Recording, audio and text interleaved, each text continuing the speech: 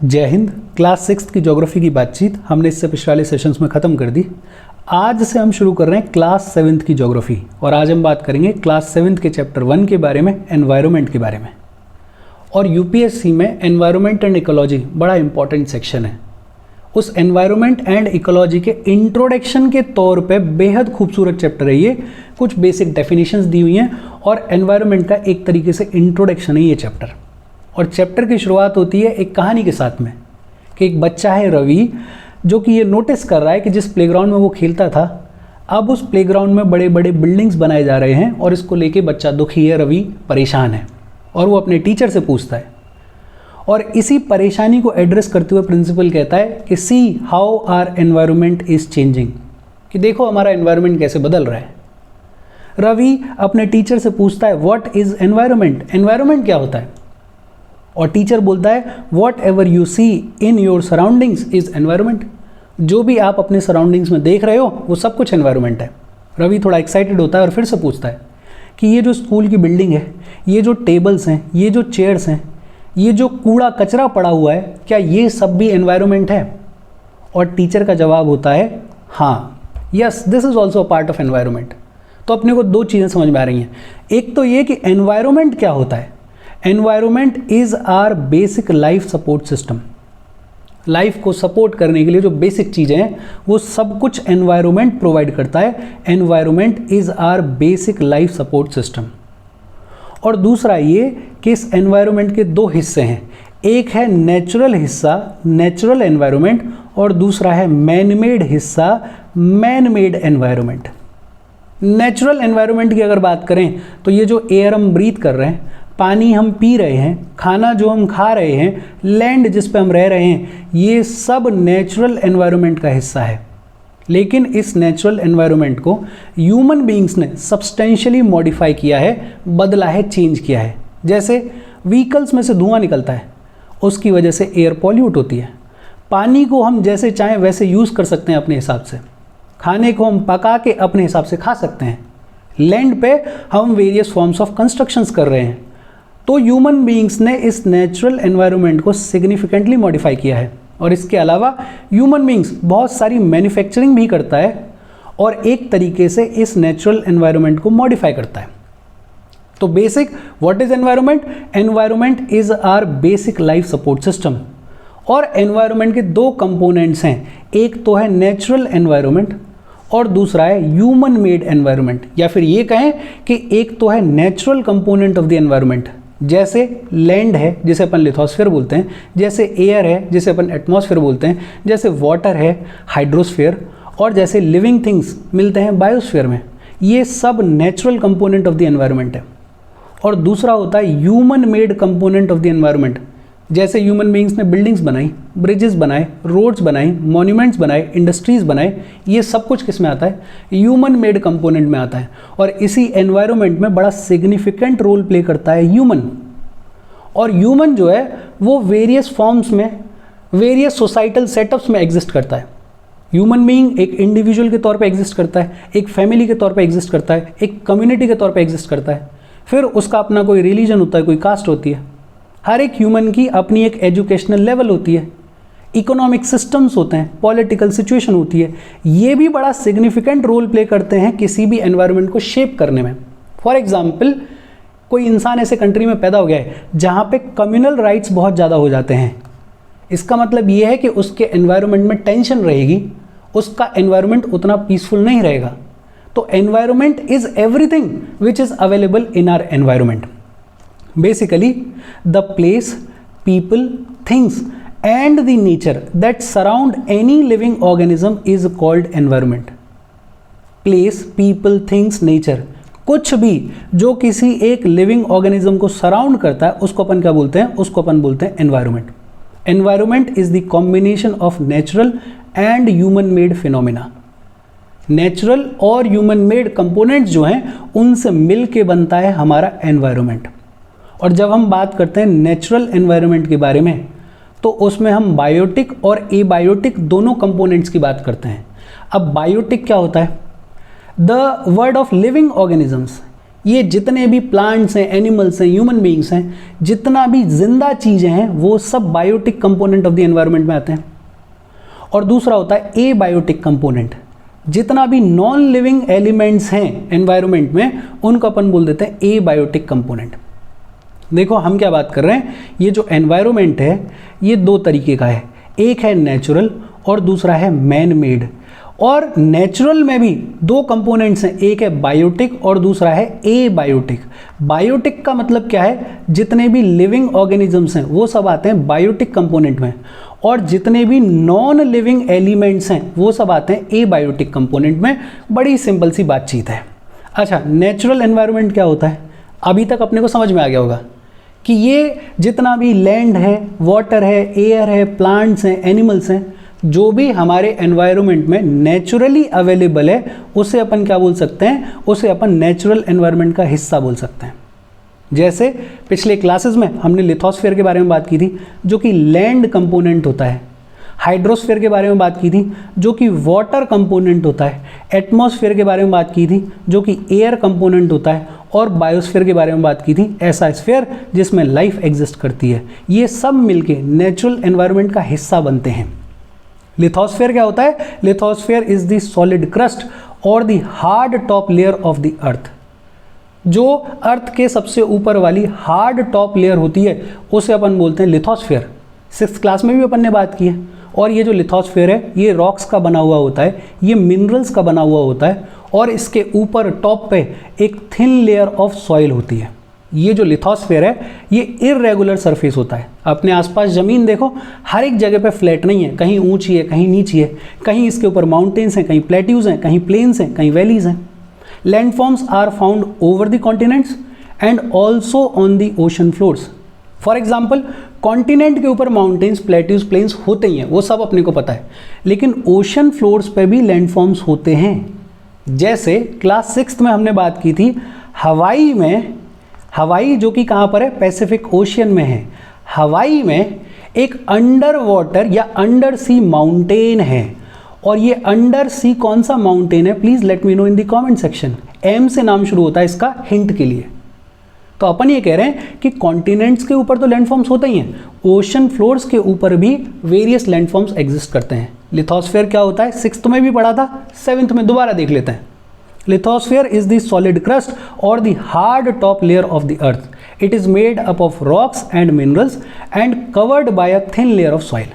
It is an irregular surface with various landforms. Lithosphere बड़ा simple सा चीज़ है। अच्छा, लिथोस्फीयर वो डोमेन है जिसके ऊपर फॉरेस्ट हैं, जिसके ऊपर ग्रासलैंड्स हैं, जिसके ऊपर एग्रीकल्चर होता है, जिसके ऊपर ह्यूमन बीइंग रहता है। बेसिकली लैंड के ऊपर ही सारा काम हो रहा है, मतलब लिथोस्फीयर के ऊपर ही सारा काम हो रहा है। और हमें जितने भी मिनरल्स मिलते हैं वो भी लिथोस्फीयर में ही मिलते हैं। तो लिथोस्फीयर बेहद इंपॉर्टेंट कंपोनेंट है हमारे एनवायरनमेंट का। अच्छा, आगे बढ़ने से पहले, एनवायरनमेंट ये जो टर्म है, ये जो वर्ड है, ये लिया गया है एक फ्रेंच वर्ड से, और वो फ्रेंच वर्ड कौन सा है, एनवायरोनर। और एनवायरोनर का मतलब होता है नेबरहुड। फॉर श्योर बहुत सारे बच्चों को ये नहीं पता होगा। एनवायरनमेंट ये जो टर्म है ये लिया गया है एक फ्रेंच वर्ड से, और वो फ्रेंच वर्ड कौन सा है, एनवायरोनर। और एनवायरोनर का मतलब होता है नेबरहुड। अच्छा, लिथोस्फीयर के बारे में हमने बात कर ली। फिर बात आती है हाइड्रोस्फीयर के बारे में।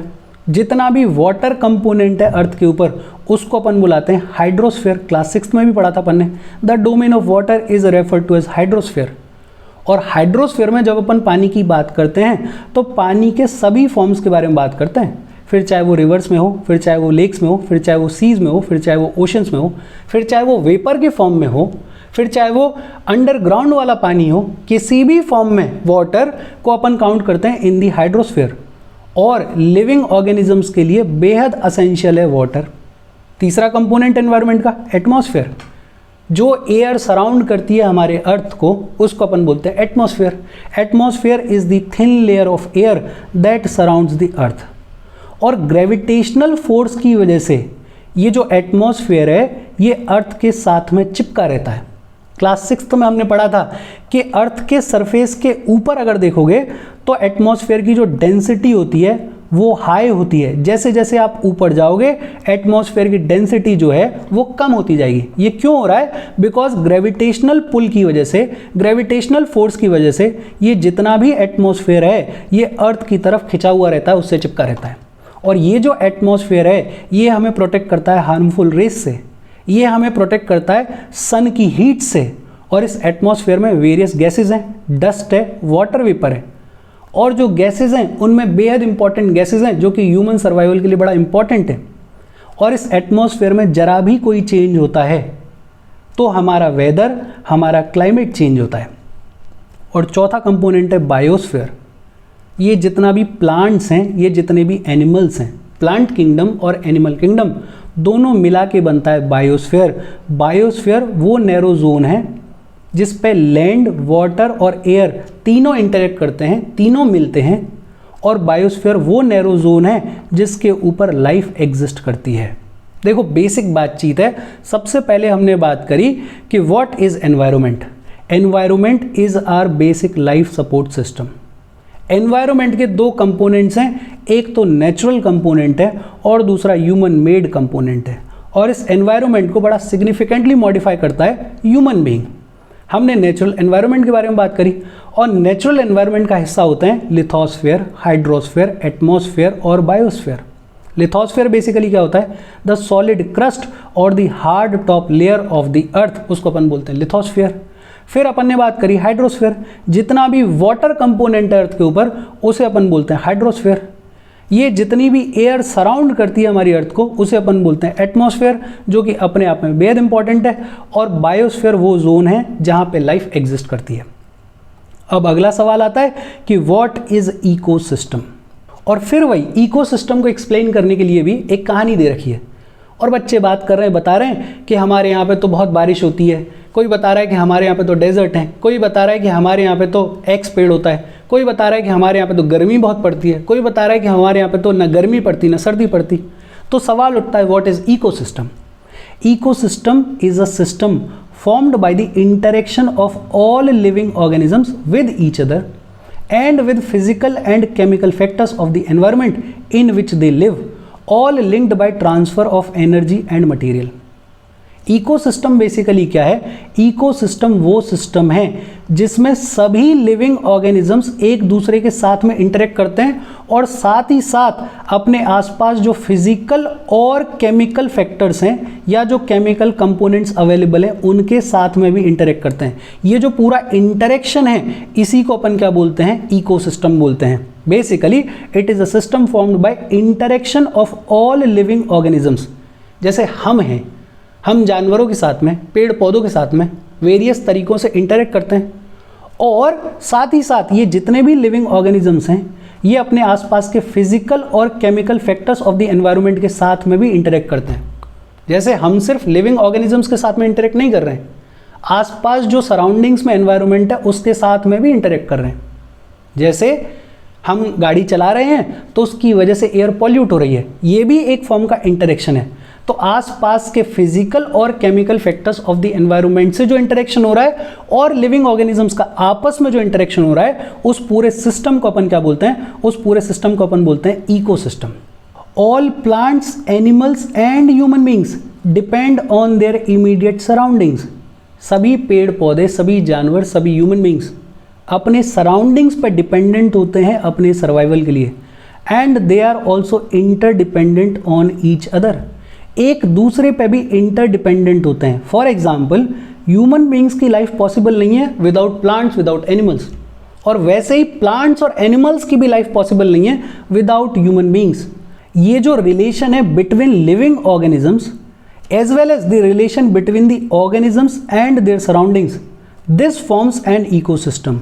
ये जो लिविंग ऑर्गेनिजम्स एक दूसरे के साथ में इंटरेक्ट कर रहे हैं और लिविंग ऑर्गेनिजम्स अपने सराउंडिंग्स के साथ में इंटरेक्ट कर रहे हैं, इससे फॉर्म होता है इकोसिस्टम। अब इकोसिस्टम जो है वो एक रेन फॉरेस्ट का भी हो सकता है, वो एक ग्रासलैंड का भी हो सकता है, वो एक डेजर्ट का भी हो सकता है, वो एक माउंटेन्स का भी हो सकता है, वो एक लेक का भी हो सकता है। मतलब हमारे आसपास various forms of ecosystem exist करते हैं। अच्छा, एक चीज़ और, वर्ल्ड एनवायरनमेंट डे सेलिब्रेट किया जाता है ऑन June 5 एवरी ईयर। ये इंपॉर्टेंट है, यूपीएससी के पॉइंट ऑफ व्यू से याद रख लो, या इन जनरल तो एग्जाम्स में पूछ ही लेते हैं। वर्ल्ड एनवायरनमेंट डे कब सेलिब्रेट किया जाता है? June 5 को सेलिब्रेट किया जाता है। अब बात आती है ह्यूमन एनवायरनमेंट के बारे में। ह्यूमन बींग्स एनवायरनमेंट के साथ में इंटरेक्ट करते हैं और उसको बड़ा सिग्निफिकेंटली मॉडिफाई भी करते हैं। जब सबसे पहले ज़मीन पे, धरती पे ह्यूमन बींग्स आए तो जैसी नेचुरल सराउंडिंग्स थी, ह्यूमन बीइंग ने उनको अडेप्ट किया, उनके साथ में जीने की शुरुआत करी। जैसे जैसे ह्यूमन बींग्स और धीरे धीरे प्रोग्रेस करने लगा तो उसकी रिक्वायरमेंट्स बढ़ने लगी, और जैसे जैसे उसकी रिक्वायरमेंट्स बढ़ने लगी और उसकी डिमांड्स बढ़ने लगी तो ह्यूमन बींग्स ने नए नए तरीके निकालना शुरू किया इस एनवायरनमेंट को चेंज करने का। जैसे उन्होंने क्रॉप्स को उगाना शुरू कर दिया, उन्होंने एग्रीकल्चर करने की शुरुआत कर दी, उन्होंने एनिमल्स को डोमेस्टिकेट करना शुरू कर दिया, एनिमल्स को पालने की शुरुआत कर दी, उन्होंने एक सेटल्ड लाइफ, एक जगह पे रह के ज़िंदगी जीना शुरू कर दिया। उससे पहले तक नोमैडिक लाइफ थी। फिर ज़रूरतें और बढ़ी तो और बहुत सारे चेंजेस किए गए, इन्वेंशंस किए गए। जैसे व्हील को इन्वेंट किया गया, जैसे अब ज़रूरत से ज़्यादा फूड को प्रोड्यूस करना शुरू किया ह्यूमन बीइंग ने। बार्टर सिस्टम जो है उसकी शुरुआत हो गई। बार्टर सिस्टम बेसिकली क्या होता है? It is a trade in which goods are exchanged without the use of money. पैसे का लेन देन नहीं हो रहा है, डायरेक्टली गुड्स का एक्सचेंज हो रहा है। जैसे किसी के पास 1 किलो गेहूं है और उसको ज़रूरत है 1 किलो टमाटर की, तो वो ऐसा इंसान ढूंढेगा जिसके पास में 1 किलो टमाटर है, और साथ ही साथ ये जो टमाटर वाला इंसान है इसको 1 किलो गेहूं की ज़रूरत भी है, तो ये दोनों लोग एक दूसरे के साथ में एक्सचेंज कर लेंगे।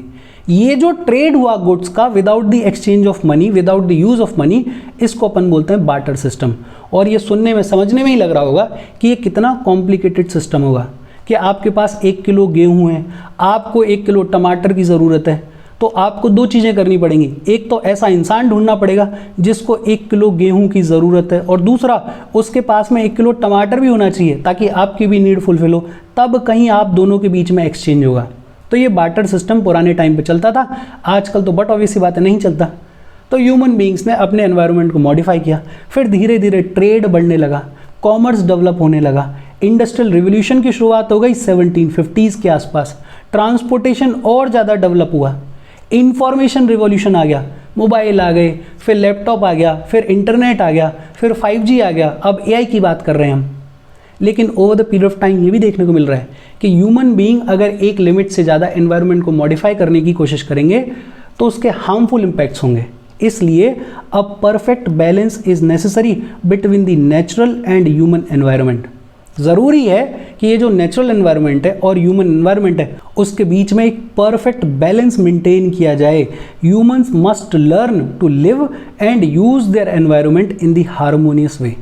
इंसान को ये सीखने की ज़रूरत है कि वो एनवायरनमेंट के साथ में हार्मोनियस तरीके से रहे, उसको डैमेज या डिस्ट्रॉय करने के पर्पस से एनवायरनमेंट के साथ में छेड़खानी ना करे, बिकॉज एनवायरनमेंट भी एक लिमिट तक ही ह्यूमन इंटरफेरेंस को झेल सकता है, उसके बाद एनवायरनमेंट भी रिटेलिएट करता है। और इसके साथ ये चैप्टर ख़त्म हो गया। 2-3 इंपॉर्टेंट डेफिनेशंस थी और बेहद खूबसूरत चैप्टर था इंट्रोडक्शन के तौर पे। कोई डाउट हो please comment. Thank you very much.